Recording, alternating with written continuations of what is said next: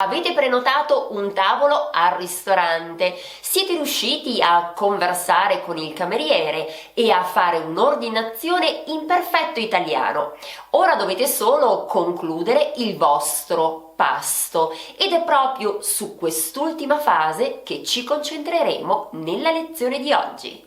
In concreto parleremo di come finire il pasto e chiedere il conto, come pagare e lasciare la mancia e infine fare i complimenti al cuoco. Vi ricordo che su come parlare in italiano al ristorante ho già pubblicato 3 video. Nel primo abbiamo visto dove si può degustare la cucina italiana e come è composto il classico pasto italiano. Nel secondo abbiamo visto che cosa dire per prenotare un tavolo all'arrivo al ristorante e per fare l'ordinazione, e nel terzo invece ci siamo concentrati sulla conversazione con il cameriere durante il pasto, per esempio per richiedere qualcosa oppure semplicemente chiedere dove si trova la toilette. Come sempre troverete il link di questi video nella descrizione qui sotto. In questo canale si parla di italiano per stranieri, ovvero è un canale rivolto a tutti coloro che stanno imparando la lingua italiana. Se vi fa piacere vi potete iscrivere in modo da ricevere settimanalmente una lezione gratuita, pubblico di solito un video una volta in settimana. Mi raccomando di attivare la campanella, così riceverete una notifica ogni volta che un nuovo video è disponibile.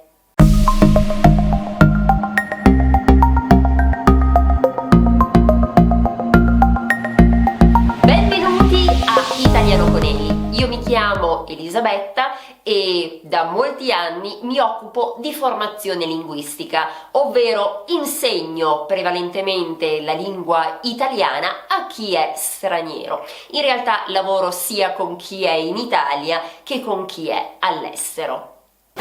Come si può richiedere il conto in Italia? Beh, se volete pagare dovete solo chiamare il cameriere e richiedere il conto. Scusi, mi porta il conto? Oppure, scusi, il conto, per favore.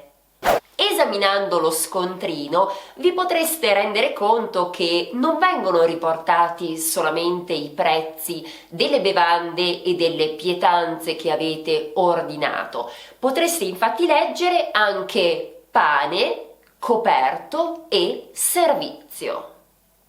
Il coperto comprende tutti gli aspetti di contorno alla preparazione del cibo, ovvero la preparazione del cibo non rientra, ma rientra per esempio il costo della pulizia delle stoviglie, ovvero piatti, tazze, bicchieri, la pulizia delle posate, ovvero forchette, coltello, cucchiaio, la tovaglia, i tovaglioli, magari anche delle apparecchiature particolari per ristoranti di una certa categoria.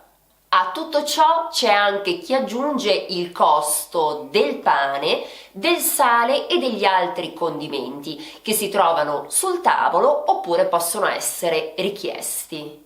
Quest'usanza è stata introdotta nelle locande del Medioevo, quando i pellegrini o gli altri viaggiatori portavano con sé il cibo da consumare durante il viaggio. Ricordate che la legge italiana richiede ai proprietari di ristoranti, trattorie, osterie o altri locali pubblici di esporre la licenza, l'autorizzazione e il listino prezzi. E la mancia? Come funziona la mancia in Italia? Allora, innanzitutto la mancia non rientra nel conto e non è obbligatoria. Ciò significa che è opzionale. Sta al cliente decidere se lasciare o meno qualcosa al cameriere. Generalmente lo si fa se si è contenti di come si è stati serviti.